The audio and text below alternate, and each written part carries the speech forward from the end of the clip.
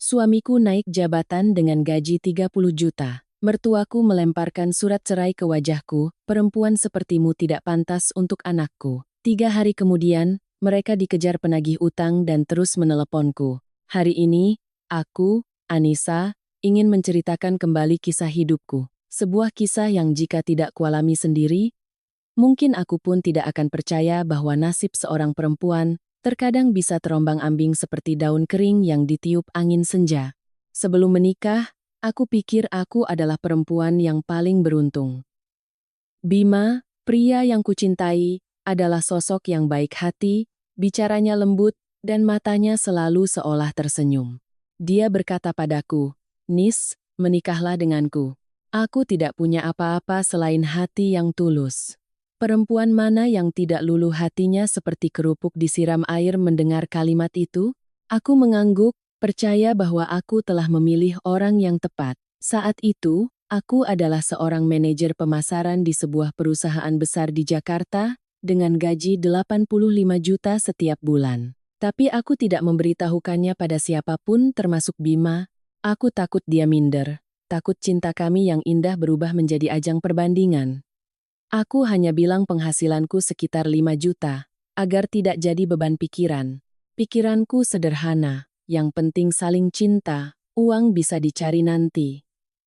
Keluarga Bima tinggal di sebuah rumah sederhana di gang sempit di pinggiran Jakarta. Rumah kecil beratap seng, yang jika siang hari terik, atapnya akan berbunyi meletup-letup seperti orang sedang memanggang jagung. Tapi aku pikir, kesulitan pasti akan berlalu, asalkan kami bersama. Saat pertama kali datang ke rumahnya, ibunya, Ibu Lastri, menyambutku dengan senyum yang sangat manis. "Wah, kamu cantik dan sopan sekali, anak ibu kalau bisa menikah denganmu itu berkah 7 turunan." Mendengar itu aku semakin yakin akan masuk ke dalam keluarga yang hangat. Pernikahan kami digelar sederhana namun meriah. Semua orang bilang kami pasangan yang serasi, dan aku percaya pernikahan ini akan setenang permukaan danau. Perempuan sebelum menikah memang selalu bermimpi indah seperti itu, baru setelah masuk ke dalam satu atap, ia akan tahu ada ombak di bawah permukaan yang tidak pernah mudah. Bulan-bulan pertama menjadi menantu, aku berusaha keras untuk beradaptasi. Pagi-pagi buta aku bangun memasak air, menyapu halaman, sorenya ke pasar, dan malamnya membantu mencuci piring. Ibu Lastri masih sering tersenyum, tapi tatapan matanya sudah tidak sehangat dulu. Kalimat menantu baru itu harus tahu diri mulai sering terdengar.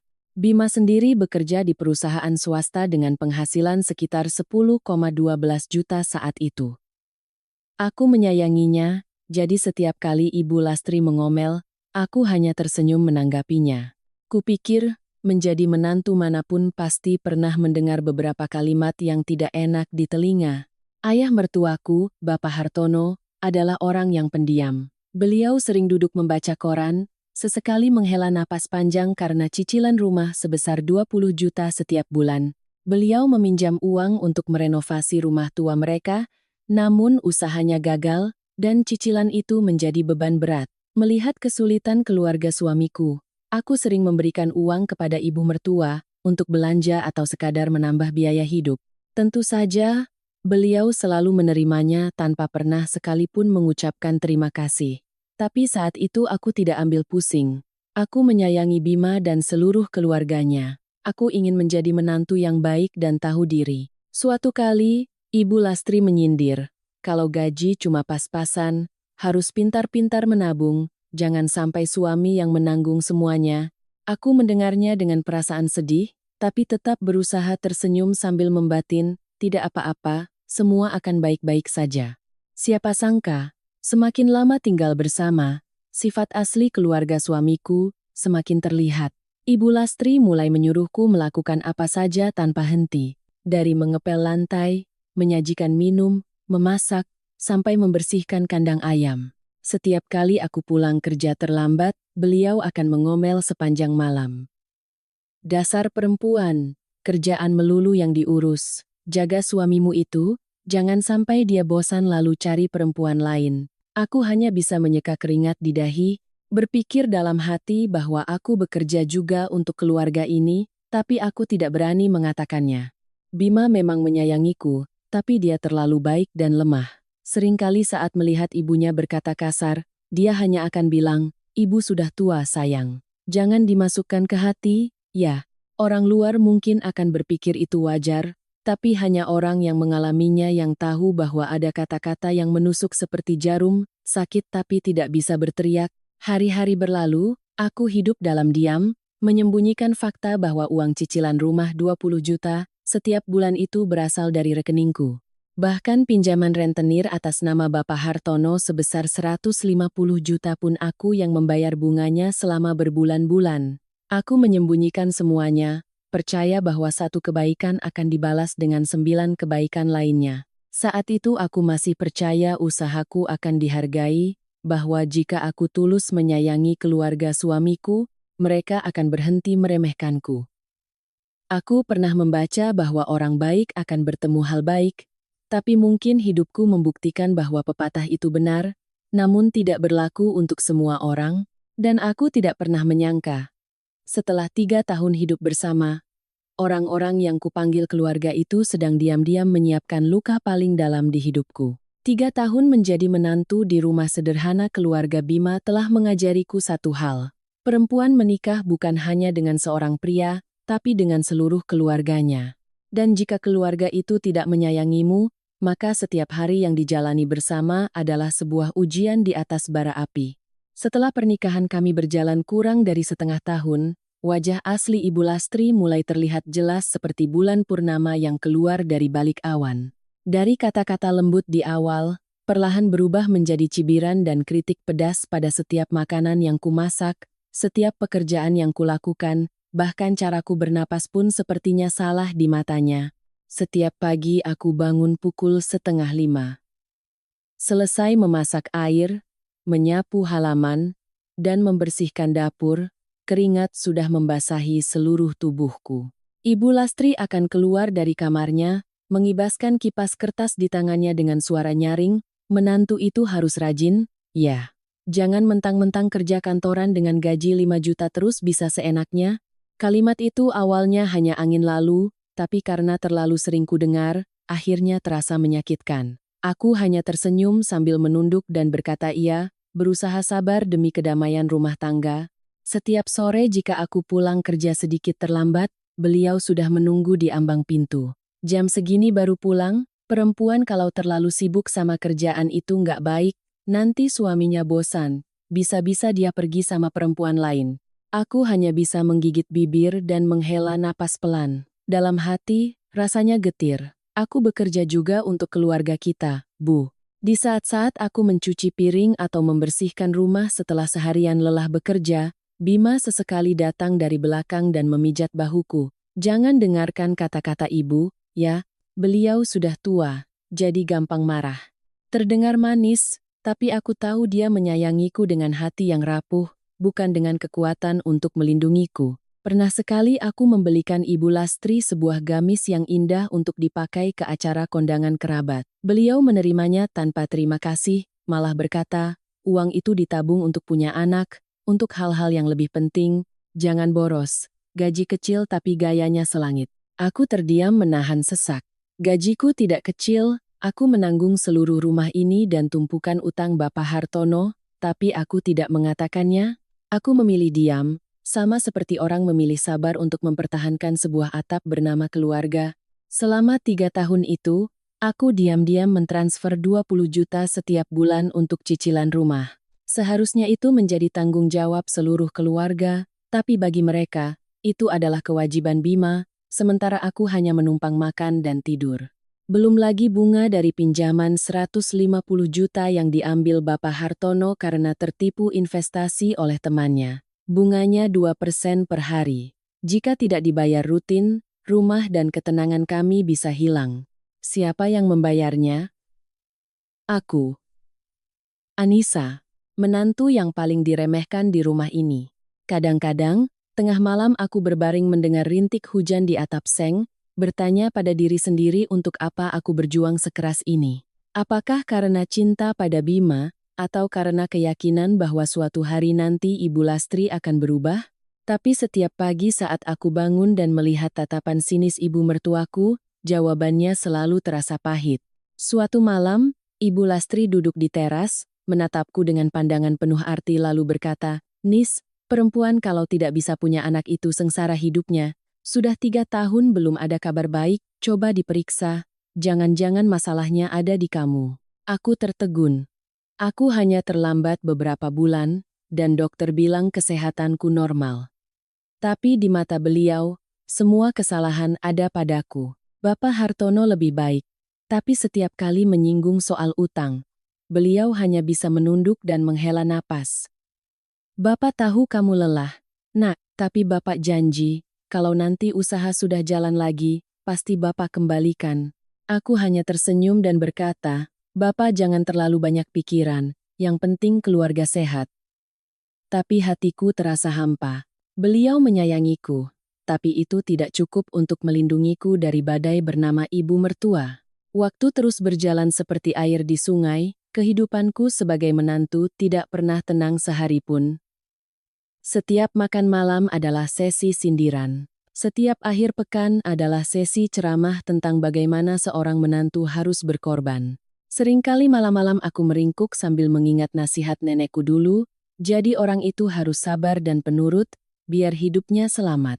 Dulu aku masih naif, berpikir penurut adalah kunci kebahagiaan, sekarang aku baru mengerti. Ada orang-orang yang semakin kita sabar menghadapinya, mereka akan semakin naik ke kepala kita.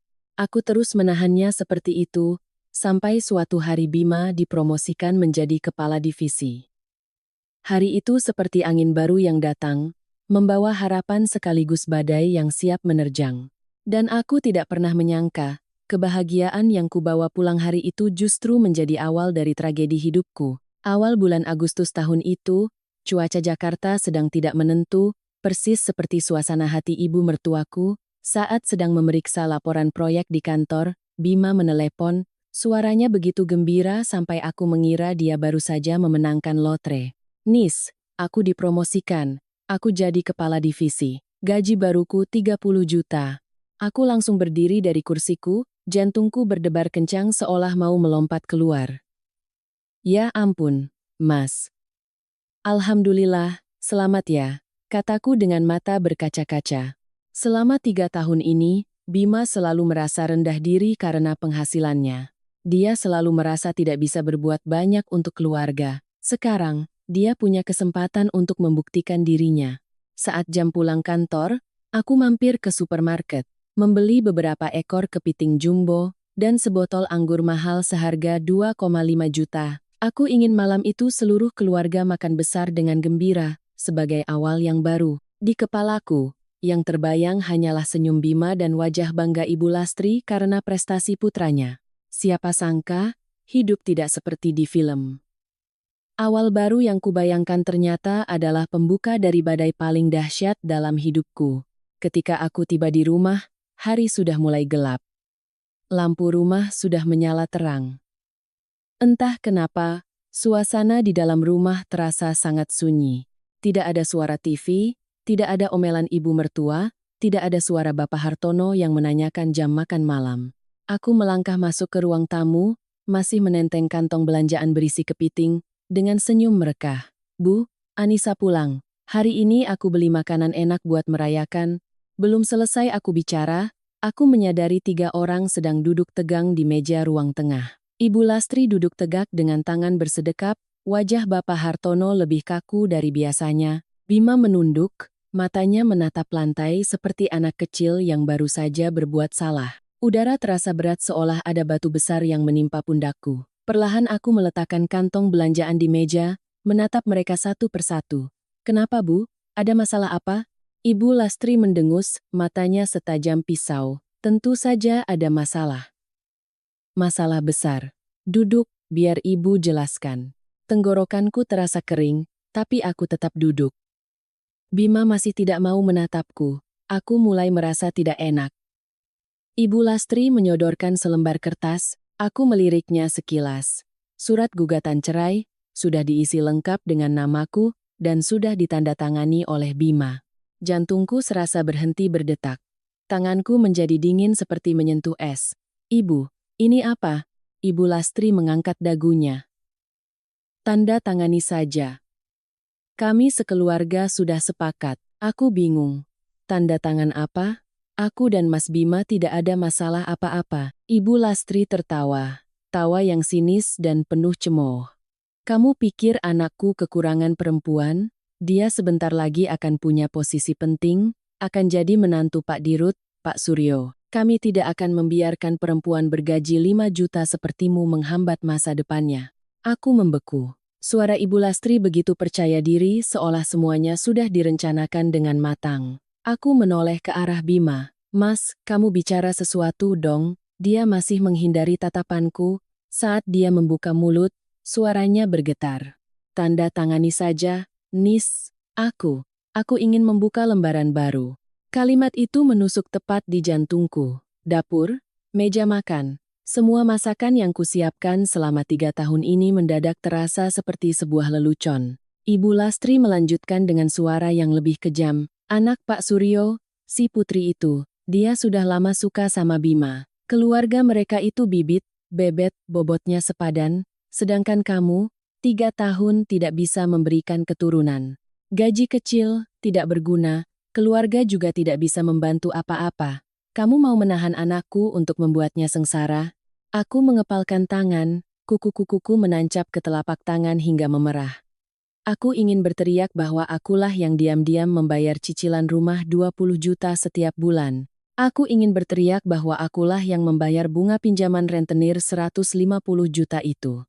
Aku ingin berteriak bahwa gajiku bukan hanya 2 kali lipat tapi hampir 10 kali lipat dari gaji Bima, tapi aku tidak bisa. Karena mereka sudah memutuskan untuk menghancurkan hatiku terlebih dahulu. Aku menatap Bima sekali lagi. Kamu benar-benar mau kita cerai? Dia mengangguk tanpa berani menatapku. Aku tersenyum. Sebuah senyuman yang jika kuingat lagi sekarang, membuatku merasa begitu kasihan pada diriku sendiri saat itu. Baik, aku tanda tangan. Malam itu, aku membawa koper lamaku, yang satu rodanya sudah rusak, dan melangkah keluar dari rumah yang telah mengurungku selama 3 tahun. Aku tidak tahu bahwa malam saat mereka memaksaku menandatangani surat cerai adalah malam di mana mereka menggali lubang terdalam untuk hidup mereka sendiri. Aku menyeret koper tua itu dengan suara berderit keluar dari rumah. Langit malam seolah menelan setiap langkahku. Roda koper yang rusak membuatnya oleng. Setiap kali membentur lantai semen, suaranya terdengar gedebuk, menyisakan rasa perih di hati. 3 tahun menjadi menantu, aku masuk ke rumah ini dengan segala harapan. Dan sekarang, aku keluar hanya dengan selembar surat cerai dan mata yang menahan air mata. Di belakangku, pintu rumah tertutup dengan suara brak yang mengerikan, seolah mereka takut aku akan kembali dan menuntut sesuatu. Padahal, apa yang bisa kutuntut? Aku pergi hanya dengan tangan kosong, benar-benar kosong. Ibu Lastri bahkan tidak repot-repot mengantarku ke pintu. Aku hanya samar-samar mendengar suaranya dari dalam rumah. Membebaskan Bima itu keputusan yang tepat. Perempuan gaji 5 juta memangnya bisa apa? Aku menarik napas dalam-dalam, mencoba meyakinkan diri. Tidak apa-apa, aku akan baik-baik saja. Aku sudah terbiasa menahan semuanya. Tapi kata-kata penghiburan itu terdengar begitu lemah dan kosong. Setibanya di ujung gang, aku berdiri di bawah lampu jalan yang remang-remang, mengeluarkan ponsel dan menelepon Rina, sahabatku sejak kuliah. Kurang dari 5 menit, dia sudah tiba dengan motor matiknya, mengerem mendadak di depanku. Melihatku berdiri dengan koper yang reyot, matanya membelalak. Anissa, kenapa kamu? Wajahmu pucat sekali. Ada apa? Aku tersenyum kecut. Aku cerairin. Mulut Rina ternganga. Matanya seolah mau keluar. Secepat ini, apa yang terjadi? Bima memukulmu, atau ibu mertuamu berulah lagi? Aku menggeleng. Suaraku serak. Tidak dipukul, tapi rasanya lebih sakit dari itu. Rina menatapku, tatapannya perlahan berubah menjadi iba. Sudah, ayo naik. Pulang ke apartemenku dulu. Kamu tidak boleh sendirian di jalan malam-malam begini. Aku naik ke motornya, melingkarkan tanganku di pinggangnya. Entah karena angin malam atau karena hatiku yang terlalu dingin, tanganku gemetar hebat. Rina hanya diam-diam meremas tanganku, tidak bertanya lebih lanjut. Terkadang, sahabat sejati tidak butuh banyak kata, cukup kehadiran. Setibanya di apartemen kecil Rina di sebuah gedung tua, begitu aku melangkah masuk, air mataku tak tertahankan lagi, tumpah ruah seperti bendungan yang jebol. Rina memelukku, menepuk-nepuk punggungku. Menangislah, Nis, 3 tahun menjadi kuat sudah cukup. Aku memeluknya erat. 3 tahun, Rin. Aku hidup tanpa tahu lagi untuk apa aku bertahan. Kukira jika aku tulus menyayangi mereka, mereka juga akan balas menyayangiku. Rina menghela napas. Suaranya penuh keprihatinan. Nis, kamu boleh sayang pada siapapun, tapi jangan salah menyayangi orang. Apalagi salah menyayangi keluarga suami yang tidak menganggapmu ada. Aku duduk termenung sejenak, lalu mengambil ponselku. Hal pertama yang kulakukan adalah membuka aplikasi mobile banking. Aku membatalkan semua jadwal transfer otomatis pembayaran cicilan rumah sebesar 20 juta setiap bulan. Juga transfer untuk bunga pinjaman rentenir 150 juta dengan bunga 2% per hari.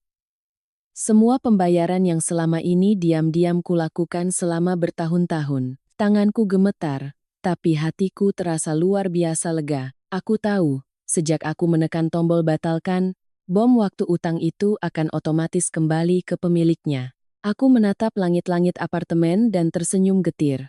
Biarlah, siapa yang berutang, dialah yang harus membayarnya. Rina yang duduk di sebelahku melihat apa yang kulakukan dan ikut merasa lega.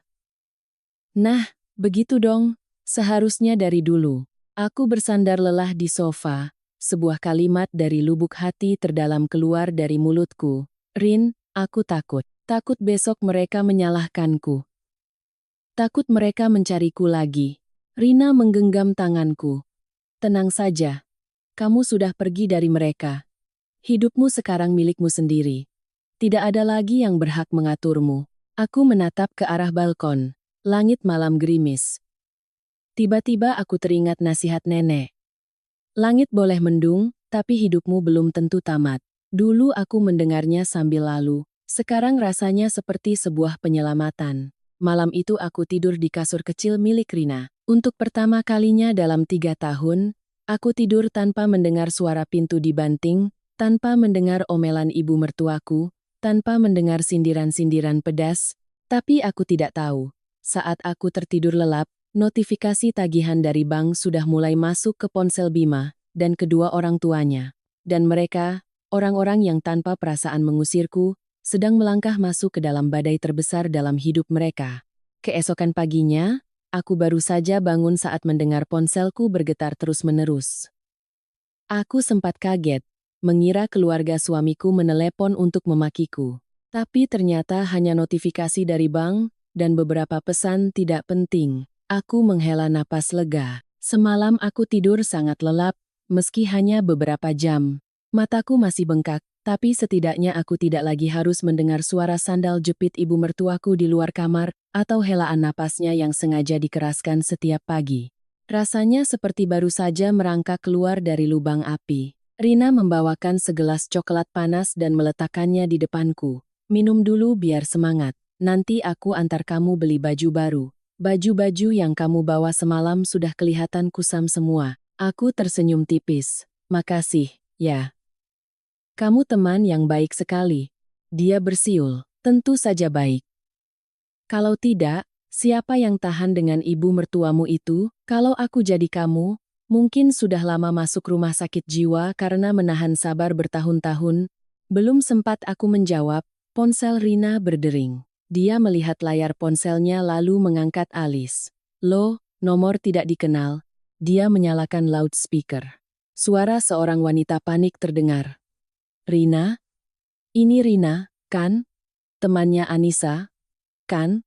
Ya Tuhan, nak, tolong sambungkan tante ke dia. Itu suara Ibu Lastri. Punggungku terasa dingin. Rina melirikku sekilas lalu menjawab dengan tenang. Iya, tante.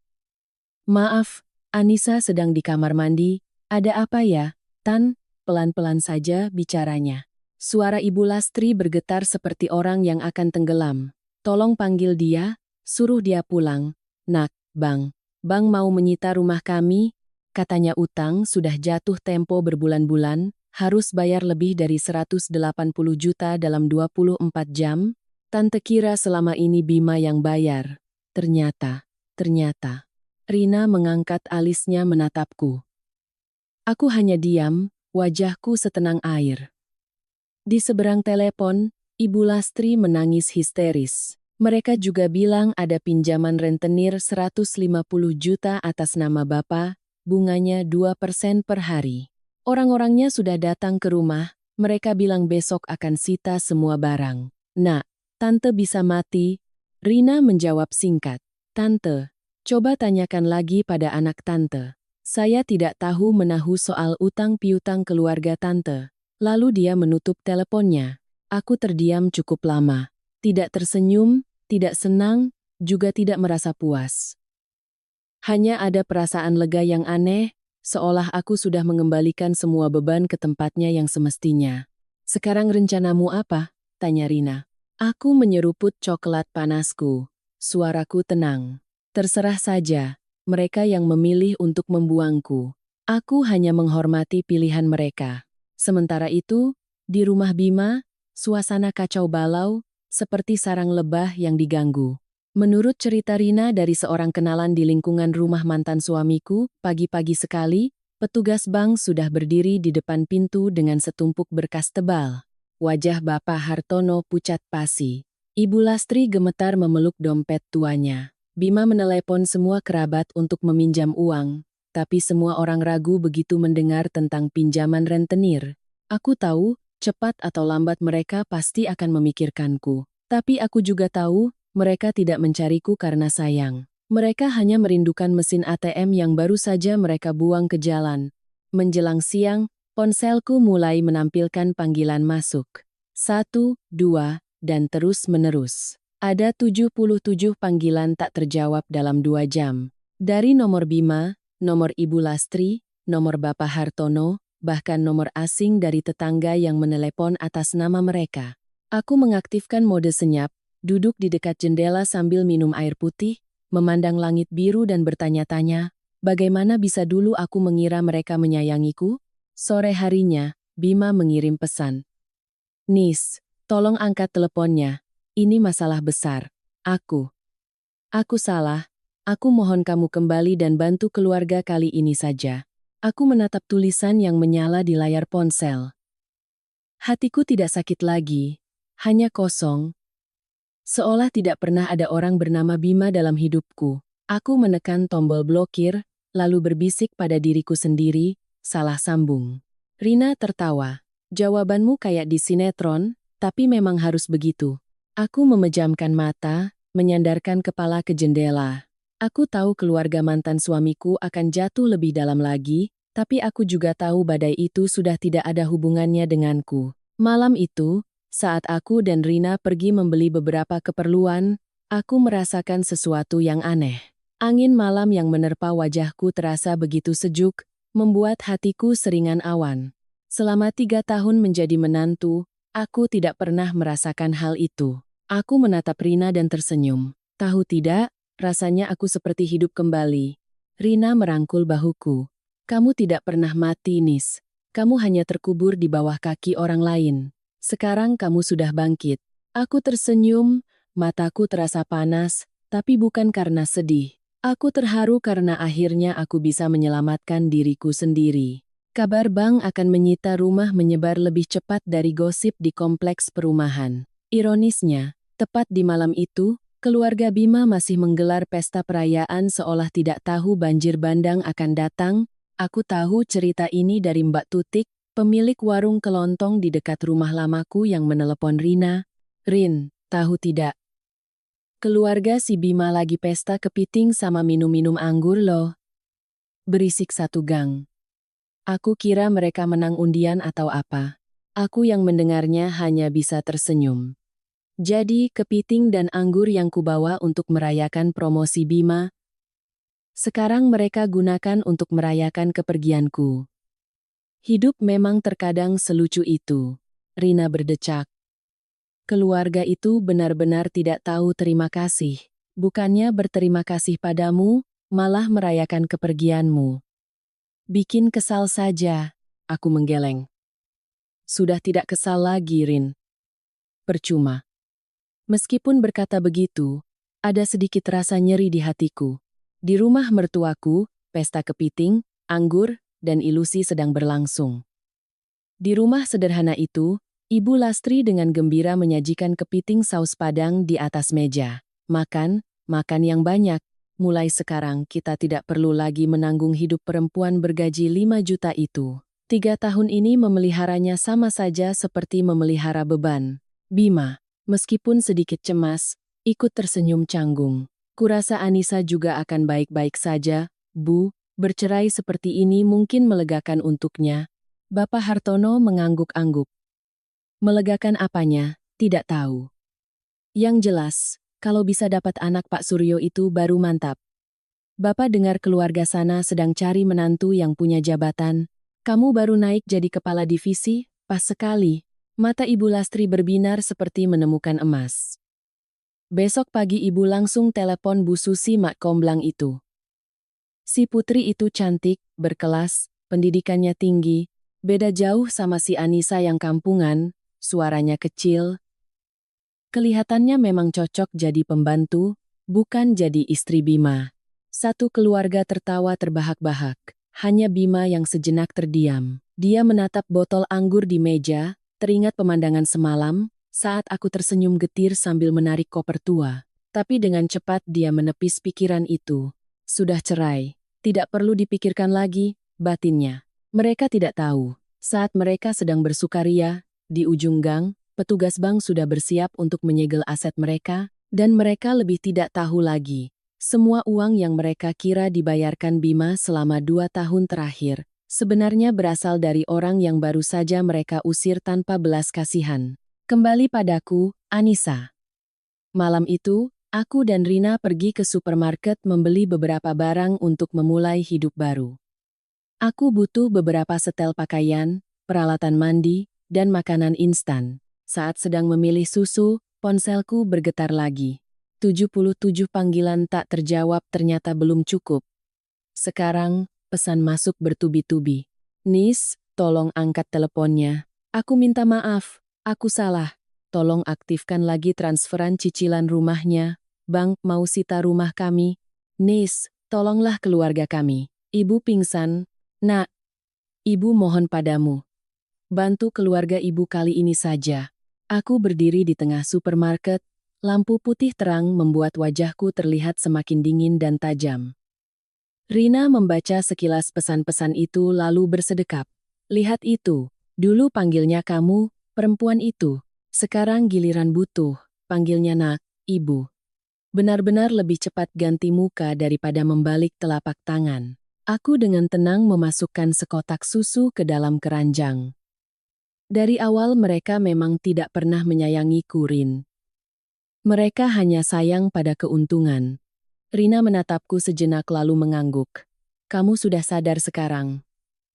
Bagus. Di rumah mertuaku, kebenaran akhirnya terungkap. Sekitar pukul 9 malam, saat mereka hampir selesai makan, petugas bank datang ke depan pintu membacakan surat penyegelan. Ibu Lastri panik dan berteriak, "Apa-apaan ini? Cicilan rumah kami masih beberapa bulan lagi. Anak saya bayar lunas terus, kok." Petugas itu menunjukkan salinan rekening koran. Maaf Bu, cicilan sebesar 20 juta per bulan selama 2 tahun terakhir ini dibayarkan dari rekening atas nama Anissa, mantan menantu ibu. Satu keluarga terdiam membisu. Bima gemetar memegang kertas itu. Selama ini bukan aku yang bayar, kok bisa? Petugas itu menjawab dengan dingin. Betul Pak, sejak beliau membatalkan pembayaran otomatis, tunggakan langsung tercatat jatuh tempo. Bapak Hartono terduduk lemas di lantai. Ya Tuhan. Jadi selama ini kita makan kepiting pakai uang siapa? Petugas itu menambahkan satu kalimat lagi yang membuat mereka semua hancur. Pinjaman rentenir sebesar 150 juta atas nama Bapak, selama 6 bulan terakhir bunganya juga dibayarkan oleh Ibu Anissa. Ibu Lastri meraung. Tidak mungkin. Perempuan itu gajinya cuma 5 juta. Petugas itu menggeleng. Gaji beliau jauh lebih tinggi dari gaji Bapak. Mohon maaf, mohon keluarga bersiap-siap. Besok kami akan melakukan penyegelan sesuai prosedur. Satu keluarga seperti disambar petir di siang bolong. Kepiting dan anggur di meja mendadak terasa asin dan pahit. Lalu bagaimana denganku? Malam itu aku tidur sangat nyenyak. Untuk pertama kalinya dalam 3 tahun, aku tidak perlu mendengar sindiran, tidak perlu memikirkan besok akan disuruh melakukan apa. Aku hanya tahu satu hal. Hari ketika mereka memaksaku pergi adalah hari di mana takdir memberiku kesempatan untuk hidup kembali. Dan hari ketika mereka merayakan kepergianku adalah hari di mana mereka menyalakan api yang akan membakar rumah mereka sendiri. Keesokan paginya, langit baru saja terang, tapi suasana di gang rumah mantan suamiku sudah ramai seperti ada hajatan. Orang-orang berdatangan untuk menonton, berbisik-bisik, bahkan ada yang berdiri berkacak pinggang di ujung gang untuk melihat lebih jelas. Tapi tidak ada hajatan apapun. Yang ada adalah pemandangan petugas bank menempelkan pengumuman penyitaan di pintu rumah Ibu Lastri. Kertas putih dengan tulisan merah itu tertempel di tengah pintu, begitu mencolok hingga terlihat jelas dari kejauhan. Para tetangga mulai bergosip. Loh, rumah Bu Lastri beneran disita. Ya ampun, kukira kaya raya. Kemarin malam saja, masih pesta kepiting. Ada lagi yang berbisik tapi sengaja agar semua orang dengar, kepitingnya juga pasti uang menantunya itu. Sudah dipakai, orangnya diusir. Sekarang kena karma kan? Bisik-bisik itu seperti silet yang mengiris wajah Ibu Lastri. Beliau berdiri di halaman dengan rambut acak-acakan dan wajah pucat pasi. Bapak Hartono duduk meringkuk di teras, kedua tangannya gemetar memegang surat dari bank. Bima hanya berdiri mematung, wajahnya putih, matanya menatap nanar pada stiker segel, seolah tidak percaya itu adalah rumahnya. Ibu Lastri tidak tahan lagi dan mulai berteriak, "Tidak mungkin, ini rumah saya, kenapa disita? Anak saya bayar rutin, kok?" Petugas bank dengan tenang menjelaskan, "Maaf Bu, sejak bulan ini pembayaran otomatis dibatalkan. Selama 2 tahun terakhir, yang mentransfer uang bukan Pak Bima, melainkan Ibu Anissa." Seluruh tetangga yang mendengar sontak beroh-ria. Ibu Lastri seperti ditampar di depan umum. Beliau tergagap, "Apa? Perempuan itu gajinya cuma 5 juta, mana mungkin bisa bayar 20 juta sebulan?" Petugas itu menunjuk salinan rekening koran. "Gaji beliau lebih dari 80 juta sebulan Bu, buktinya lengkap." Mendengar itu, lutut Bima lemas. Mungkin dia teringat momen semalam saat menyuruhku menandatangani surat cerai, saat dia berpikir masa depannya akan cerah, saat seluruh keluarganya merasa puas karena menganggapku hanya perempuan bergaji pas-pasan. Batas akhir dari penyesalan adalah kebenaran yang tidak pernah diduga. Saat semua orang masih panik, petugas bank mengucapkan kalimat terakhir. Selain itu, pinjaman rentenir sebesar 150 juta dengan bunga 2% per hari sekarang masih menunggak. Mulai hari ini, peminjam harus membayarnya sendiri. Bapak Hartono pingsan seketika. Wajah Bima semakin pucat. Ibu Lastri menangis meraung-raung. Baru semalam mereka berpesta, pagi ini rumah mereka disegel. Karma datang begitu cepat, sampai tidak ada waktu untuk menghindar. Sementara di rumah mertuaku terjadi kekacauan, aku sedang duduk di ruang tamu apartemen Rina, menikmati teh hangat sambil memeriksa dokumen untuk proyek baru di laptop. Ponsel di sebelahku terus bergetar, tapi aku tetap mengaturnya dalam mode senyap. Rina, sambil mengupas kuaci dan menyilangkan kaki di atas kursi, berkata seolah sedang menonton drama. "Coba tebak, sekarang Bu Lastri lagi ngapain?" Aku menyeruput teh dan menjawab pelan, menangis. Rina tertawa. "Benar sekali, Mbak Tutik di warung tadi kirim pesan." Katanya Bu Lastri nangis-nangis sambil teriak-teriak bilang dia dijebak sama menantunya. Aku yang mendengarnya hanya tersenyum getir. Sifat asli seseorang memang baru terlihat saat mereka tertimpa masalah. Rina mengangguk. "Iya, seperti kata pepatah, dalam kesulitan baru ketahuan siapa yang tulus." Ibu itu, utangnya menumpuk, dibayari menantunya selama 2 tahun, tapi masih saja sinis dan meremehkan. "Kalau kamu masih di sana, mungkin kamu bisa stres." Aku menatap ke balkon, matahari bersinar lembut dan angin sepoi-sepoi. 3 tahun hidup di rumah yang menyesakan itu, kadang aku lupa bagaimana rasanya merasa ringan seperti ini. Dari pagi hingga sore, keluarga mantan suamiku terus menelepon. Aku sama sekali tidak mengangkatnya. Menjelang malam, aku menerima pesan dari Bima. "Aku mohon, Nis, kalau kamu tidak membantu, bank akan benar-benar mengambil rumah ini. Aku menatap layar ponsel selama beberapa detik, lalu meletakkannya dan melanjutkan mengetik email pekerjaan.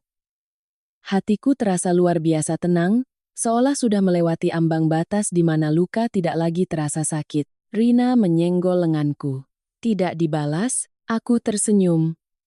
Diam adalah jawaban terbaik.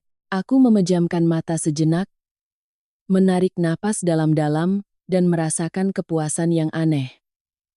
Malam itu, aku berbaring di sofa, memandangi cahaya lampu jalan yang masuk melalui jendela, sebuah perasaan ringan melintas di hatiku. Mungkin kebebasan sejati memang selalu dimulai dari kehilangan yang terasa mustahil untuk dihadapi. Aku tidak menyangka, keesokan paginya mereka akan mencoba menemuiku langsung, dalam kondisi di mana mereka sudah tidak lagi bisa berdiri tegak. Pagi itu, aku baru saja membuka mata dan sudah mendengar dering telepon tanpa henti. Rina berlari dari dapur, wajahnya panik tapi suaranya terdengar geli. Nis, kayaknya keluarga mantan suamimu datang gerombolan ke kantormu, deh. Aku membuka ponsel, melihat belasan pesan dari seorang rekan kerja yang tinggal di dekat kompleks rumah mertuaku. Mbak Anissa, keluarga itu datang ke kantor Mbak bikin keributan. Mas Bima berlutut di lobi, ibu mertua Mbak nangis-nangis mohon-mohon. Satpam sudah mau mengusir mereka. Aku memijat kening, menghela napas panjang. Aku sudah menduga mereka akan datang, tapi tidak secepat ini. Rina mengangkat bahu. Mau ke sana, biar aku antar. Aku mengangguk pelan. Iya, biar semuanya jelas sekali ini saja. Kami naik taksi ke kantor. Begitu tiba di depan lobi, aku melihat pemandangan yang jika tidak kulihat sendiri, tidak akan pernah kupercaya. Tepat di tengah lobi yang luas berlantai marmer putih, Bima sedang berlutut di tanah. Kepalanya tertunduk, kemejanya kusut, rambutnya acak-acakan. Ibu Lastri berlutut di sampingnya, kedua tangannya menangkup, air mata dan ingus membasahi wajahnya. Bapak Hartono berdiri di belakang mereka, membungkuk, wajahnya kelabu seperti orang yang tidak tidur semalaman. Karyawan kantor berkumpul ramai seperti sedang menonton pertunjukan. Satpam kebingungan tidak tahu harus berbuat apa, karena yang membuat keributan adalah keluarga dari manajer pemasaran mereka. Melihatku datang, ketiganya serentak menghampiriku, Bima merangkak ke arahku, kedua tangannya memegang ujung celanaku, suaranya tercekat, Nis, tolong aku salah. Aku mohon bantu keluarga kami kali ini saja, aku mohon padamu. Ibu Lastri menangis sambil memegangi dadanya. Nis, nak. Ibu mohon padamu, ibu yang bodoh, ibu yang gegabah. Tolong ibu sekali ini saja nak, rumah kami benar-benar sudah hilang. Aku berdiri diam. Di hadapanku adalah orang-orang yang pernah menganggapku rendah, tidak berguna, bergaji 5 juta, dan hanya menumpang pada anak mereka. Aku teringat setiap kata-kata pedas, setiap malam yang penuh sesak, setiap suapan nasi yang sulit kutelan. Dan aku teringat malam ketika mereka meletakkan surat cerai di hadapanku dan memaksaku menandatanganinya, hanya karena mereka pikir aku adalah penghalang jalan mereka. Aku berkata dengan dingin, berdirilah. Di sini banyak orang, tapi mereka tetap berlutut. Aku menoleh ke arah satpam. Tolong bawa mereka ke kafe seberang. Saya akan bicara selama 10 menit. Aku tidak merasa kasihan. Aku hanya ingin mengakhirinya. Di kafe, mereka bertiga duduk di hadapanku seperti narapidana yang menunggu vonis. Bima bicara lebih dulu, suaranya gemetar seperti anak kecil yang dimarahi. Aku minta maaf, Nis, aku bodoh. Aku dibutakan oleh jabatan. Kukira anak Pak Suryo itu benar-benar menyukaiku. Aku menatap lurus ke matanya. Ini bukan salah Putri. Ini salahmu dan keluargamu. Ibu Lastri menangkupkan tangannya dengan gemetar. Nis, nak, ibu sudah banyak salah kata. Ibu tahu ibu salah. Tolong pinjami ibu uang 200 juta saja, nak. Ibu janji akan jadi budakmu untuk membayarnya. Aku tertawa kecil. Tawa yang tidak ada rasa senang atau marah. Hanya pelepasan. Aku mengeluarkan ponselku, membuka slip gajiku sebesar 85 juta per bulan, dan meletakkannya di depan mereka. Gaji saya bukan 5 juta seperti yang keluarga ibu kira. Aku membuka riwayat transfer cicilan rumah sebesar 20 juta selama 2 tahun. Ini uang yang saya bayarkan rutin setiap bulan. Aku membuka lagi rincian pembayaran bunga pinjaman rentenir. Dan ini uang yang saya bayarkan untuk utang Bapak Hartono selama setengah tahun. Mereka bertiga terperangah seperti disiram air es. Bima berkata dengan suara bergetar, "Nis, kenapa kamu tidak pernah bilang?" Aku menatapnya dengan tenang. Karena kupikir keluarga itu untuk disayangi, bukan untuk dipameri. Tapi kalian hanya sayang kalau ada untungnya. Di antara mereka bertiga, hanya Bapak Hartono yang berani menatapku, suaranya tercekat. "Bapak minta maaf, Nak." Aku mengangguk kecil, tapi tetap mengucapkan kalimat terakhir, kalimat yang selama 3 tahun ini tidak pernah berani kuucapkan. "Kalian tidak merindukan saya. Kalian hanya merindukan mesin ATM yang bisa mencetak uang 85 juta setiap bulan." Ibu Lastri menangis histeris seperti anak kecil. "Bukan begitu, Nak." Ibu menyesal sekali. Aku berdiri, menatap mereka untuk terakhir kalinya. "Mulai sekarang, hubungan saya dan keluarga kalian sudah selesai." Aku berbalik dan melangkah pergi, meninggalkan 3 orang yang hancur di belakangku. Langkahku terasa begitu ringan seolah aku bisa terbang. Jika para pembaca masih mendengarkan sampai di sini, Anissa mohon tinggalkan suka dan komentar agar Anissa lebih semangat melanjutkan cerita. Jika Anda berada di posisi saya, apa yang akan Anda lakukan? Silakan bagikan di kolom komentar. Kisah di depan masih penuh liku-liku. Akankah keluarga mertua berhenti, atau justru semakin terpuruk dalam keputusasaan? Aku meninggalkan kafe di bawah sinar matahari siang, meninggalkan di belakangku 3 orang yang kebingungan seperti tersesat di tengah pasar. Rina sudah menunggu di luar, melihatku keluar, dia langsung merangkulku.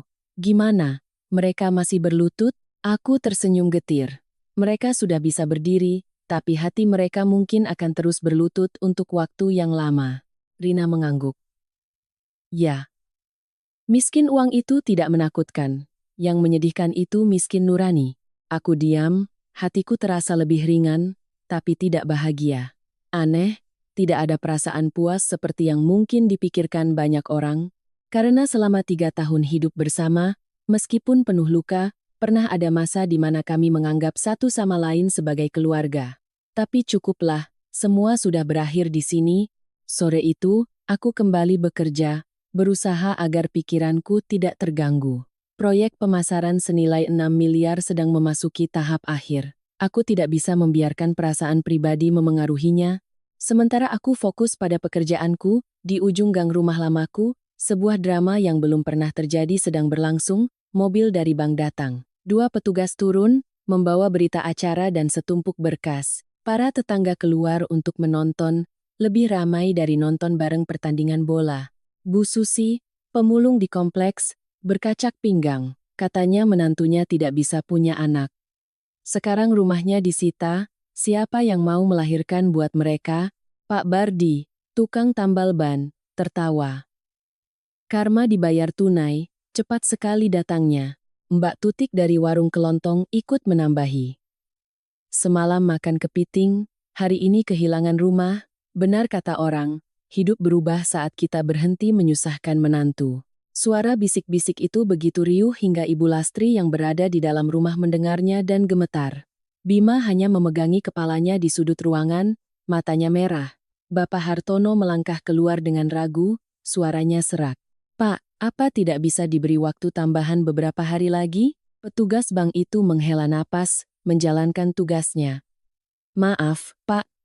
Tunggakannya sudah terlalu lama, kami sudah memberi pemberitahuan berkali-kali. Hari ini kami terpaksa melakukan penyegelan." Mereka menempelkan kertas itu di pintu, menggunakan stiker merah untuk menyegelnya. Suara selotip yang ditarik terdengar begitu dingin. Ibu Lastri jatuh pingsan di lantai. "Ya Tuhan, rumahku, rumahku." Para tetangga melihat pemandangan itu, tapi tidak ada yang berani mendekat.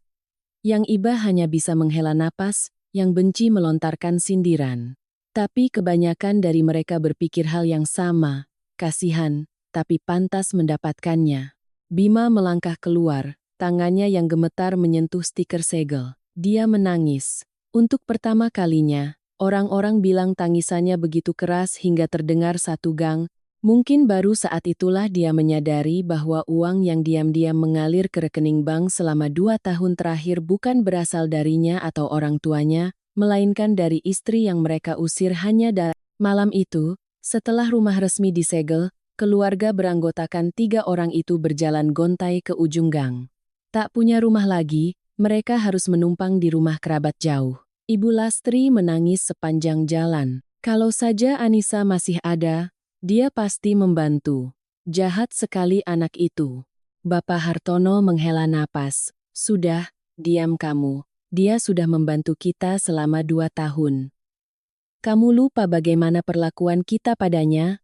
Ibu Lastri terdiam, tidak bisa berkata-kata. Bima hanya berjalan dengan wajah kosong.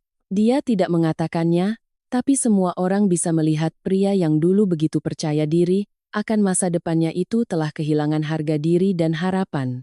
Seminggu kemudian, perusahaan tempat Bima bekerja mengirimkan surat pemutusan hubungan kerja. Alasannya, catatan kredit buruk yang memengaruhi citra perusahaan. Seperti tetes air terakhir yang membuat gelas tumpah, Bima benar-benar hancur. 3 bulan lalu dia masih membayangkan menjadi menantu direktur, meremehkan istri lamanya yang bergaji kecil dan miskin. Sekarang, bahkan posisi sebagai staf biasa pun tidak bisa dipertahankannya. Perasaan jatuh dari langit ke bumi rasanya sakit hingga ke tulang. Lalu bagaimana denganku? Di hari rumah itu disegel, aku tetap bekerja seperti biasa, makan siang, rapat, lalu pulang makan malam bersama Rina. Tidak menangis, tidak tertawa. Aku hanya merasakan satu hal dengan sangat jelas. Aku sudah bebas dari tempat yang pernah mencekik hidupku. Malam itu, berdiri di balkon, memandangi lampu kota yang berkelip-kelip di jalanan yang panjang. Aku tersenyum tipis. Sebuah babak baru dalam hidupku perlahan terbuka. Setelah hari rumah itu disegel, kupikir tragedi keluarga Bima sudah mencapai titik terendah. Tapi hidup memang begitu. Tidak pernah ada yang namanya titik terendah, terutama ketika karma datang pada orang yang tepat. Suatu Senin pagi, saat aku sedang rapat dengan tim pemasaran, ponselku bergetar terus-menerus. Aku mengabaikannya. Baru saat istirahat aku membukanya. Pesan pertama dari Bima, Nis, aku dipecat dari kantor. Aku menatap tulisan itu cukup lama. Tidak ada rasa sedih atau puas. Hanya perasaan hampa seperti melihat sehelai daun jatuh ke air tanpa suara. Rina melihat wajahku yang sedikit kaku dan bertanya, "Ada apa? Berita heboh lagi?" Aku menunjukkan layar ponselku padanya. Rina bersiul. Wow. Baru minggu lalu jadi kepala divisi. Sekarang jadi pengangguran. Benar-benar hidup itu seperti roda berputar. Aku dengan tenang mengambil kembali ponselku. Nanti saja dipikirkan setelah rapat. Selama rapat, aku tetap bekerja seperti biasa.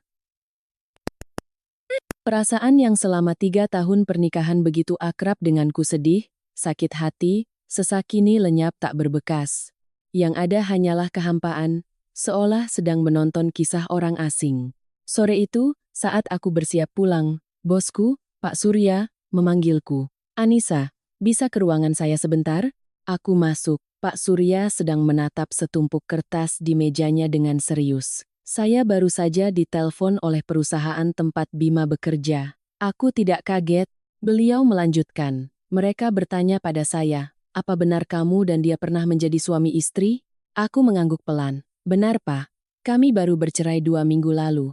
Pak Surya menghela napas, mendorong tumpukan kertas itu ke arahku. Lihat ini. Ini proposal kerja sama senilai 6 miliar yang ingin mereka tanda tangani kuartal ini. Tapi sekarang harus ditunda karena reputasi mereka terganggu. Aku membaca sekilas berkas itu lalu menatap bosku. Apa ada yang perlu saya jelaskan, Pak? Pak Surya menyilangkan tangannya. Tidak. Saya hanya ingin bilang, jangan menyalahkan dirimu sendiri. Mereka yang membuat masalah, mereka yang kehilangan muka. Hubungan kerja sama ini tidak bisa dilanjutkan karena kesalahan mereka. Aku tersenyum. Saya mengerti, Pak. Pak Surya menatapku sejenak lalu mengucapkan kalimat yang akan selalu kuingat. Anissa, hidup memberimu kekuatan, tapi juga memberimu terlalu banyak penderitaan.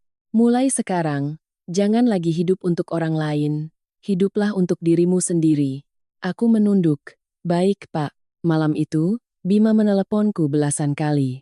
Aku tidak mengangkatnya. Lalu dia mengirim pesan panjang. Nis, aku tahu kamu tidak mau melihatku lagi. Tapi aku mohon sekali ini saja.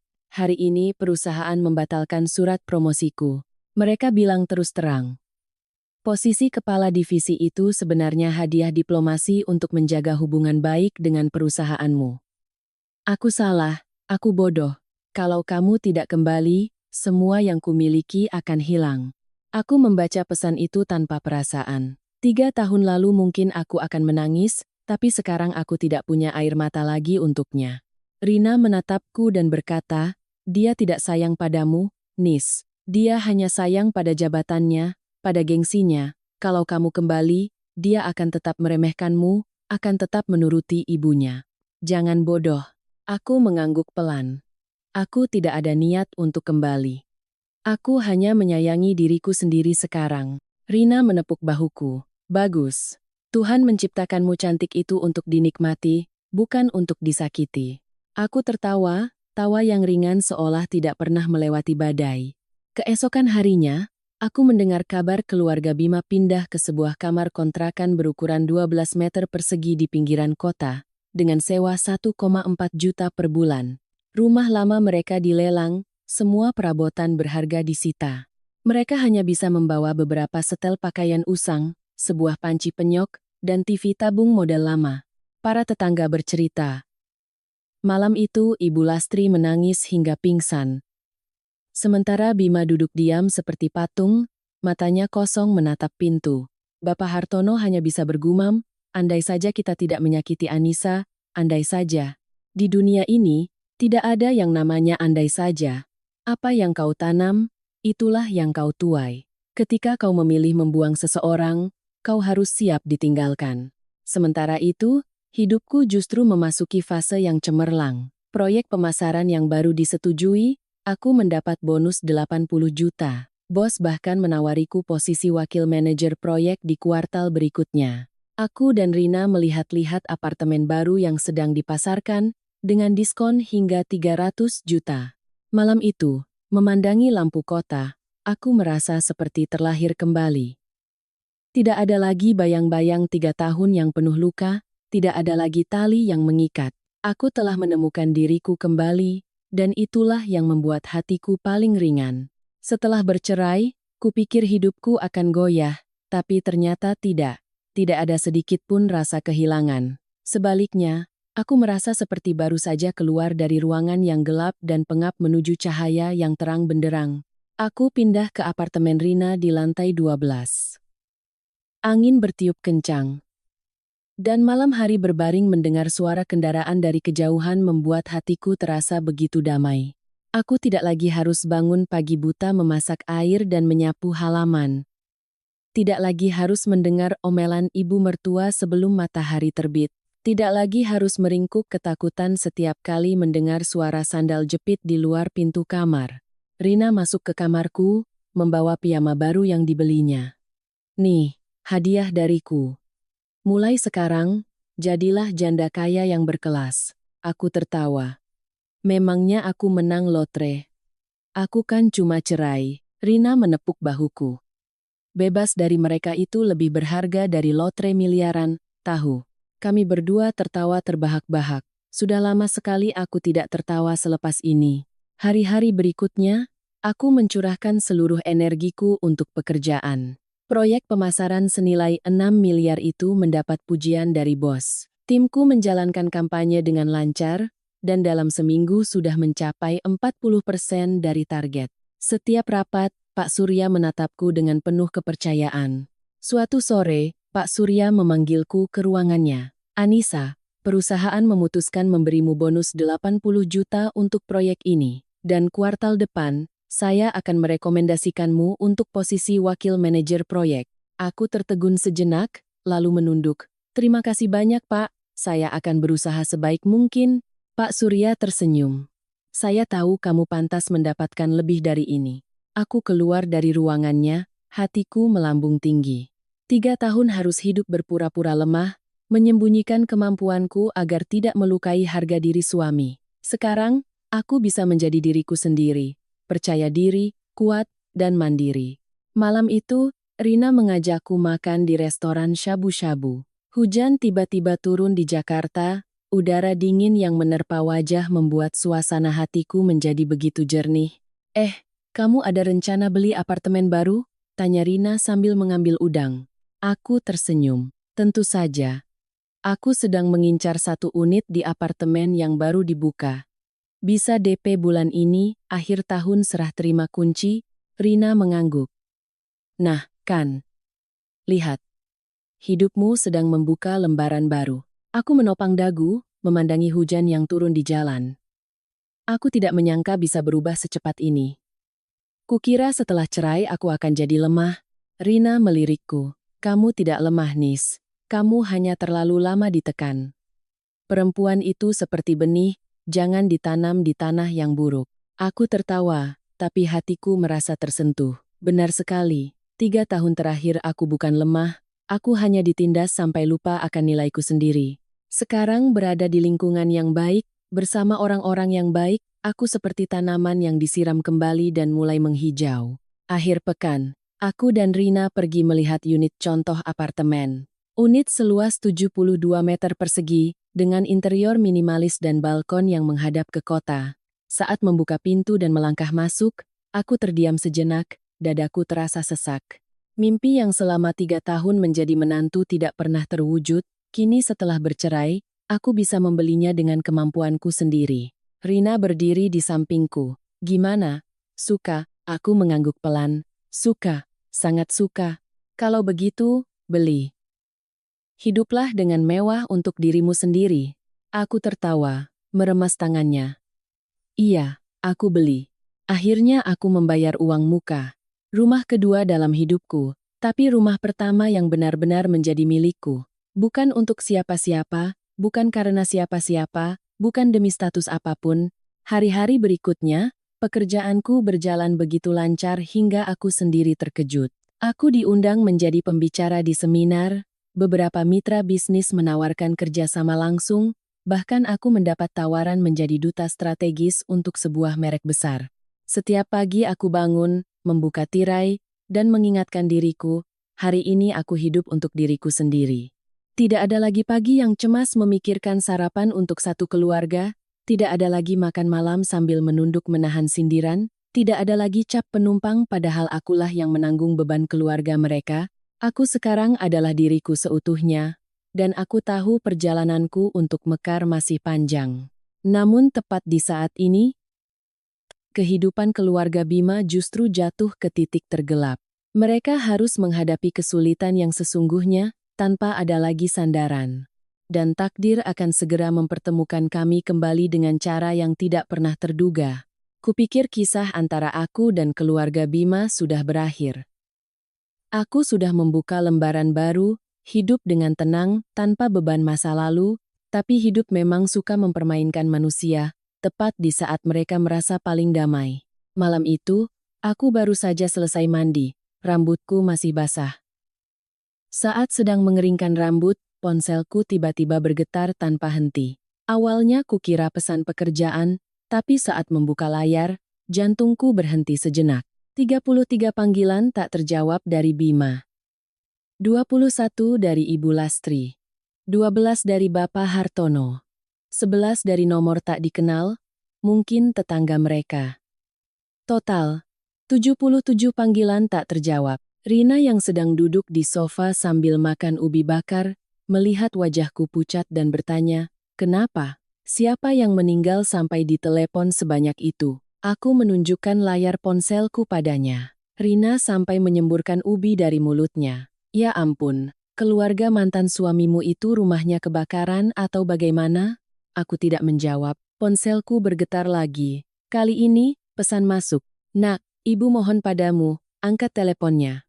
Anissa, ibu mohon. Keluarga ibu benar-benar hancur. Nis, aku salah. Tolong selamatkan keluargaku. Selamatkan ayah ibuku. Nis, aku hilaf. Jangan tinggalkan aku. Aku menghela napas panjang. Bukan kasihan, tapi lelah. Lelah dengan orang-orang yang dulu berdiri angkuh menatapku seolah aku pengemis, kini menjadikanku satu-satunya harapan mereka. Rina menatapku sambil geleng-geleng kepala. Lihat cara mereka memanggilmu. Saat senang, mereka menganggapmu sampah. Giliran susah, baru kau dianggap harta karun. Aku duduk di dekat jendela, memandangi cahaya kota yang terpantul di kaca. Di kepalaku terngiang kata-kata Ibu Lastri dulu. Menantu gaji 5 juta tidak ada harganya. Keluarga ini sudah memberimu makan selama 3 tahun, apa yang sudah kau berikan? Anakku pantas mendapatkan anak direktur, bukan perempuan sepertimu. Sekarang, mulut yang sama mengirimiku pesan, Ibu mohon padamu, Ibu salah. Aku tidak tertawa, tidak senang, tidak puas. Aku hanya merasa ini adalah hukum alam. Siapa yang menabur, dialah yang akan menuai. Aku hanya bukan lagi ladang untuk mereka tanami. Malam itu aku berbaring di sofa, mataku menatap langit-langit. Ponselku terus bergetar, seperti ketukan pintu dari jiwa-jiwa yang putus asa. Tapi aku tidak mendengarkannya, aku membiarkan semuanya sunyi. Sekitar jam 11 malam, pesan terakhir dari Bima masuk. Nis, kalau kamu tidak mengangkat telepon, aku takut ibu akan nekat. Baru saja aku selesai membacanya, Rina menyambar ponselku. Jangan percaya, pesan seperti itu cuma trik emosional. Mereka ingin menarikmu kembali ke dalam masalah mereka. Aku berbaring diam, memejamkan mata. Rina bertanya, kamu sedih? Aku tersenyum dan menjawab lirih. Tidak. Karena aku sudah tidak punya utang apapun pada mereka. Rina mengangguk, merapikan rambutku. Iya, kamu tidak punya utang apa-apa. Merekalah yang berutang padamu selama 3 tahun. Keesokan paginya, aku bangun pagi untuk bekerja. Ponselku sudah berhenti bergetar. Di layar, daftar 77 panggilan tak terjawab masih berwarna merah, seperti rekap penjualan di hari diskon besar. Aku meregangkan tubuh, mengikat rambut, dan mengambil tas. Sebelum keluar pintu, aku menekan tombol blokir untuk ketiga nomor itu. Tanganku tidak gemetar, tanpa ragu, tanpa berpikir. Aku hanya berkata ringan seperti angin yang lewat, salah sambung. Hari itu, saat aku baru saja tiba di kantor, resepsionis berlari tergopoh-gopoh. Mbak Anissa, sepertinya ada yang menunggu Mbak di lobi. Aku mengerutkan kening. Lagi, resepsionis itu menelan ludah. Iya Mbak, sebaiknya Mbak lihat sendiri.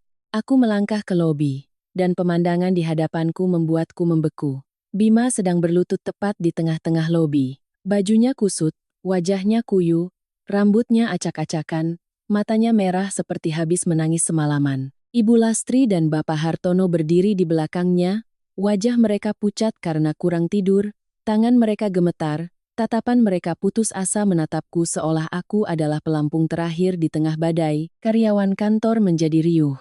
Banyak yang mengenaliku, manajer pemasaran, dan mulai berbisik, ya Tuhan, itu mantan suaminya Mbak Anissa. Ya, kok sampai berlutut begitu? Pasti memohon sesuatu. Mbak Anissa sehebat itu kok diperlakukan buruk ya? Aku berdiri diam. Angin dari pintu kaca meniup rambutku. Aku tidak bicara, tidak melangkah, tidak menangis. Hatiku luar biasa tenang, seolah sedang menonton film, di mana aku bukan lagi pemeran utamanya. Bima mengangkat kepalanya, suaranya serak. Jangan tinggalkan aku, Nis. Aku mohon padamu. Aku tersenyum tipis. Senyum yang tidak lagi terasa sakit. Untuk apa kamu berlutut di situ? Ibu Lastri menangis, berlari ke arahku hendak memegang tanganku. Nis, nak, tolong ibu. Ibu mohon padamu. Aku mundur, menghindari tangannya. Tatapanku saat itu lebih dingin dari kaca di kantor ini. Dulu, saat mereka menghancurkan hidupku, mereka berdiri dengan sangat tegak. Hari ini, mereka berlutut di tanah. Semua ini adalah keadilan dari takdir. Dan aku siap mengatakan hal yang paling tidak ingin mereka dengar. Saat aku melihat Bima berlutut di tengah lobi kantor, hatiku terasa hampa. Bukan kasihan, bukan juga marah.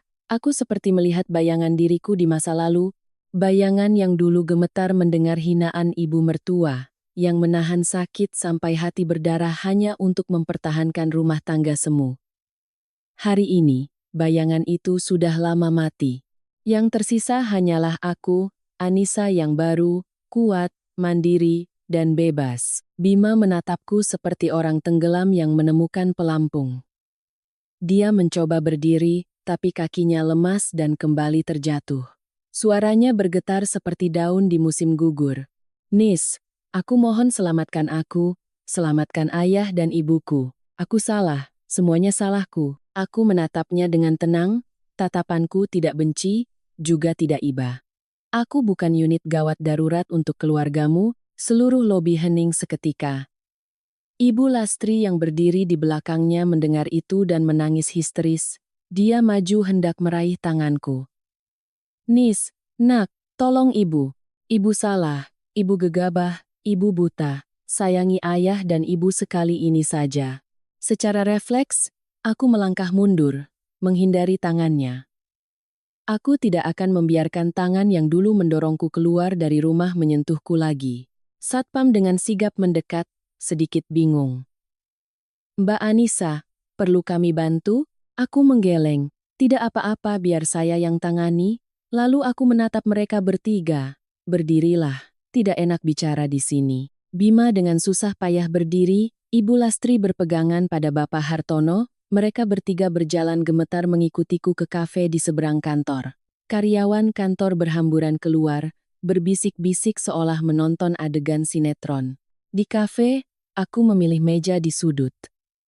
Mereka duduk di seberangku, wajah mereka seperti 3 lilin yang hampir padam. Aku meletakkan tasku dan menyilangkan tangan, kalian punya waktu 10 menit.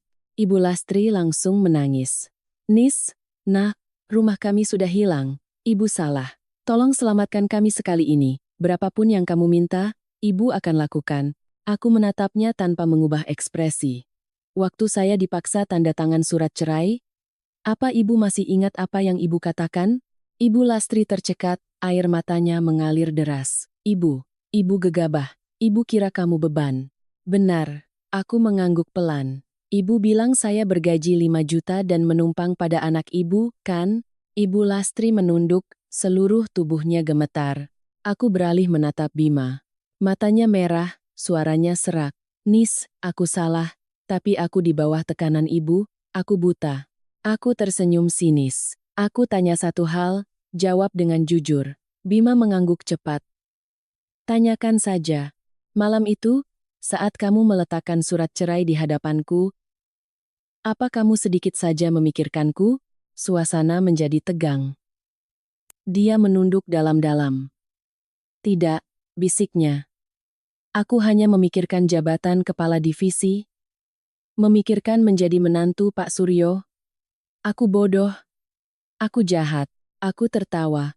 Tawa yang hambar. Lalu sekarang, kamu ingin aku menyelamatkanmu agar kamu bisa menjadi apa? Dia diam membisu. Aku mengeluarkan ponselku, membuka 3 file. 1. Slip gajiku 85 juta per bulan.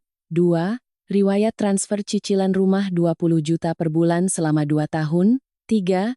Rincian pembayaran bunga pinjaman rentenir 150 juta selama 6 bulan. Aku meletakkan bukti-bukti itu di depan mereka, dengan tenang seolah hanya meletakkan beberapa lembar kertas biasa. Aku yang membayar semua ini untuk keluargamu. Aku tidak pernah mengatakannya, tidak pernah mengungkitnya, tidak pernah menagihnya, dan tidak ada satupun dari kalian yang berterima kasih. Aku menatap lurus ke mata Ibu Lastri. Ibu masih ingat bilang saya tidak berguna? Ibu Lastri menangis tanpa suara. Ibu salah, Nis, ibu salah. Aku bersandar di kursi, suaraku ringan seperti sedang membahas pekerjaan. Saya tidak menyalahkan ibu, karena ibu memang tidak pernah menganggap saya sebagai keluarga. Mereka bertiga tiba-tiba menatapku seolah aku adalah matahari terakhir di tengah badai. Bima mencondongkan tubuhnya ke depan. Nis, kalau kamu membantu kami kali ini, aku janji akan bersujud di kakimu seumur hidup. Aku tertawa, kali ini tawa yang sesungguhnya.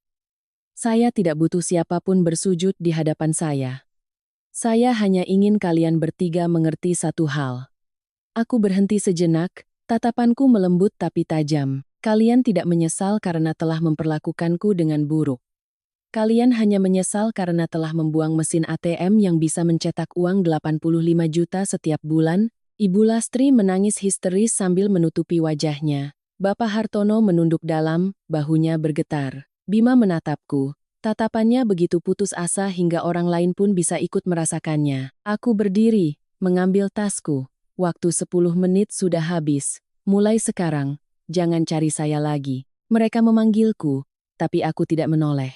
Aku melangkah keluar kafe di bawah sinar matahari sore. Angin sepoi-sepoi menerpa pipiku, terasa begitu ringan seolah aku baru saja melepaskan beban seberat batu yang menimpaku selama 3 tahun. Itu adalah kali terakhir aku bertemu dengan keluarga itu. Sampai takdir mempertemukanku dengan Bima sekali lagi, di tempat yang tidak pernah ada yang menyangka. Setelah pertemuan yang menegangkan itu, keluarga Bima tidak lagi berani datang ke kantorku. Mungkin karena kata-kata terakhirku telah memupus semua harapan mereka. Mungkin juga karena mereka sadar sudah tidak punya hak apapun lagi dalam hidupku. Tapi badai kehidupan tidak melepaskan mereka begitu saja. Hanya dalam seminggu, gosip menyebar ke seluruh lingkungan tempat mereka tinggal. Semua orang tahu, rumah Bu Lastri disita, Bima kehilangan jabatannya. Utang rentenir dengan bunga mencekik kini menjadi beban mereka. Keluarga itu benar-benar hancur. Orang yang iba hanya bisa menghela napas. Yang benci melontarkan sindiran. Yang pernah dimarahi Bu Lastri hanya bisa menonton dan tersenyum. Setelah rumah disita, mereka pindah ke kamar kontrakan 12 meter persegi di pinggiran kota. Kamarnya panas seperti oven, dindingnya berjamur, dan kamar mandinya harus berbagi dengan 3 kamar lain. Suatu malam, Mbak Tutik dari warung kelontong menelepon Rina. "Ada Anissa di situ? Mau cerita? Nih, tadi malam aku lihat Bu Lastri duduk di depan pintu kontrakannya, wajahnya pucat, nangis sesenggukan. Si Bima tidur di lantai semen." Pak Hartono bolak-balik buku catatan utang, tangannya gemetar, kasihan sekali.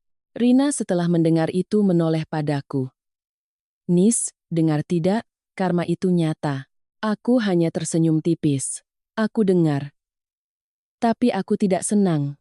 Rina mengangkat alis. "Tidak senang berarti kamu sedih?" Aku menggeleng. "Tidak. Aku hanya sudah tidak merasakan apa-apa lagi." Rina menghela napas, menepuk bahuku. "Aku mengerti.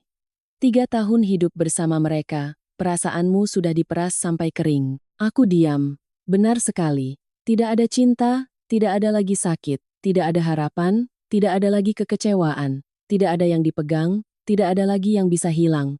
Sementara aku hidup tenang di apartemen baruku, di sisi lain, tragedi terus menimpa mereka. Utang rentenir 150 juta dengan bunga 2% per hari mulai membengkak. Para penagih utang datang ke kontrakan mereka, menggedor-gedor pintu dengan suara mengancam. "Pak Hartono, hari ini bayar 20 juta. Kalau tidak ada uang, jangan salahkan kami." Ibu Lastri begitu ketakutan hingga tidak berani bernapas.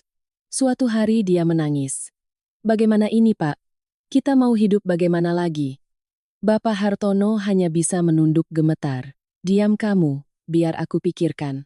Pemandangan itu tidak jauh berbeda dengan sore-sore, ketika aku melihat ibu mertuaku mengeluh karena kekurangan uang. Bedanya, kali ini tidak ada aku di belakang mereka untuk diam-diam mencari solusi. Bima menganggur. Dia mengirim CV kemana-mana, tapi tidak ada yang menerima karena catatan kredit buruknya sudah menyebar di industrinya. Suatu hari dia pergi wawancara, pewawancara melihat CV-nya lalu berkata, "Maaf, Pak Bima, perusahaan kami sepertinya tidak cocok untuk Anda." Kalimat yang sopan, tapi lebih menyakitkan dari tamparan.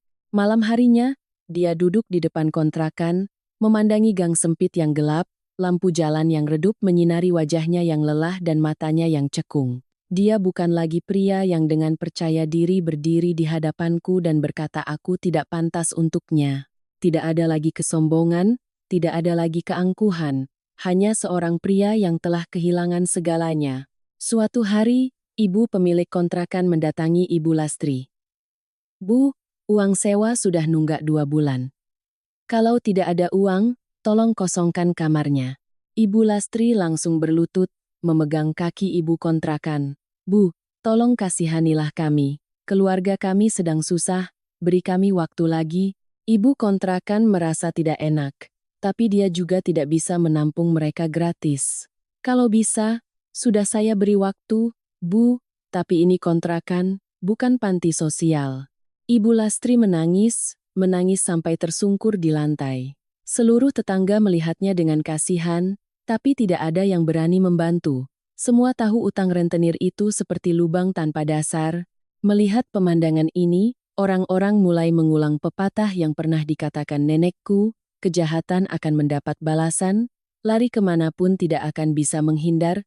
Dulu, saat aku masih tinggal bersama mereka menabur berbagai benih keburukan. Sekarang, buahnya mereka tuai sendiri. Sementara itu, aku sibuk dengan pekerjaan baru. Proyek datang silih berganti, penghasilanku lebih tinggi dari sebelumnya. Aku baru saja menandatangani akad kredit untuk apartemen impianku dan membeli mobil yang lebih baik. Hidupku sedang mekar, dan aku tahu aku pantas mendapatkannya. Tapi aku tidak pernah menyangka takdir akan mempertemukanku lagi dengan Bima. Bukan dalam setelan jas yang rapi, bukan dalam sosok percaya diri seorang pria sukses, melainkan dalam situasi yang tidak pernah terbayangkan. Suatu malam di perempatan lampu merah. Jakarta di akhir pekan, jalanan padat, lampu kendaraan menyilaukan. Aku baru saja pulang kerja, memanjakan diri dengan segelas teh susu hangat, mengemudi santai menuju rumah. Tiba di perempatan Jalan Gatot Subroto, lampu merah menyala. Aku berhenti. Angin malam yang dingin membuatku sedikit menggigil, aku menutup jendela mobil. Saat hendak menyalakan musik, tiba-tiba aku mendengar ketukan pelan di kaca mobil sebelah kiri. Tok-tok. Aku menoleh. Seorang pria mengenakan jaket hijau khas ojek online, helm yang warnanya sudah pudar, dan masker menutupi wajahnya. Dia membungkuk hendak mengatakan sesuatu, tapi tatapan matanya bertemu dengan mataku melalui kaca mobil. Aku membeku sesaat. Orang itu adalah Bima. Dia juga terpaku. Tangannya yang berada di kaca mobilku gemetar. Matanya merah dan lelah, wajahnya kuyu seperti orang yang baru saja sembuh dari sakit parah. Angin membawa bau asap knalpot, tapi di tengah keramaian itu, waktu seolah berhenti. Lampu merah masih 40 detik lagi. Bima menarik maskernya ke bawah, suaranya serak seperti tercekik. Nis, aku tidak menjawab, tanganku hanya mencengkeram setir lebih erat. Dia melanjutkan, mencoba menahan getaran suaranya. Jangan salah paham, aku tidak sengaja menunggumu, aku hanya sedang bekerja. Aku menatapnya dengan tenang. Aku tidak berpikir kamu menungguku. Bima menunduk. Maafkan penampilanku yang seperti ini. Aku tahu kamu tidak mau melihatku lagi. Aku menggeleng. Tidak, aku hanya tidak menyangka akan bertemu lagi dengan cara seperti ini. Dia berdiri di sana, di bawah cahaya lampu jalan yang kekuningan, seperti pohon yang patah diterpa badai. Aku menurunkan sedikit kaca mobil, angin dingin masuk. Aku menatapnya lurus. Sejak kapan kamu jadi pengemudi ojek online? Bima menelan ludah. Sesejak tidak ada lagi kantor yang mau menerimaku. Aku harus mencari uang untuk bayar kontrakan. Ibuku sakit-sakitan. Ayahku juga sudah lemah. Aku tidak bereaksi. Tidak kasihan, tidak benci, tidak juga senang, hanya perasaan aneh. Jadi, inilah pria yang dulu menganggapku tidak pantas untuknya. Bima mengulurkan tangannya hendak menyentuh pintu mobilku. Nis, kalau bisa, aku mohon maafkan aku. Bukan untuk kembali. Aku tidak berani bermimpi, hanya agar aku tidak merasa terlalu bersalah pada diriku sendiri. Aku tertawa kecil, tawa yang tidak sinis, hanya terdengar sedih.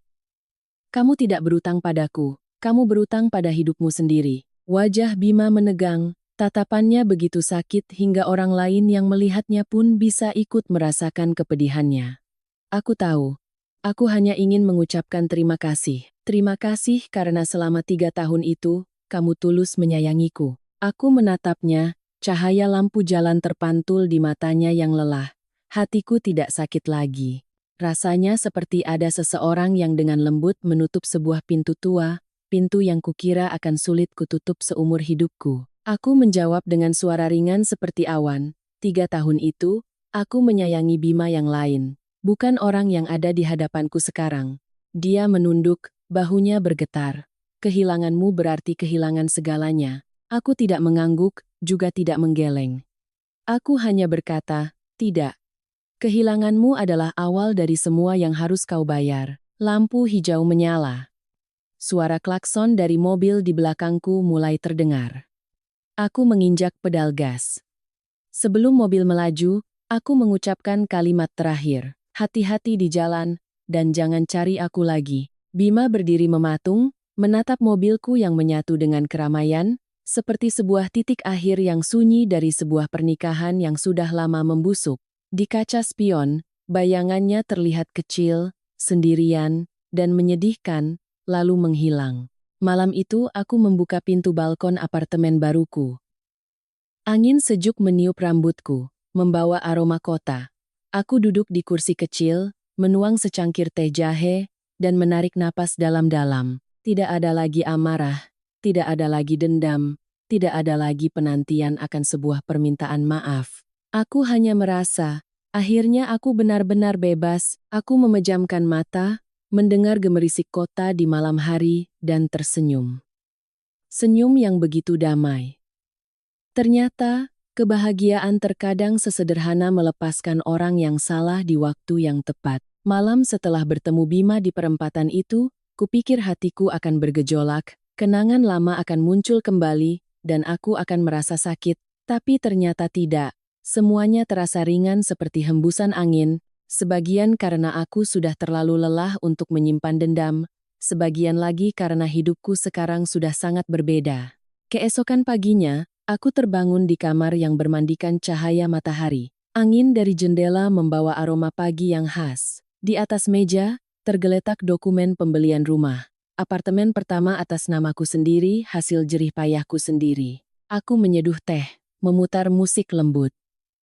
Dalam keheningan itu, aku teringat pagi-pagi di rumah mertuaku. Suara sandal jepit, omelan ibu mertua, helaan napas yang berat, dan suara hatiku yang mencoba menguatkan diri.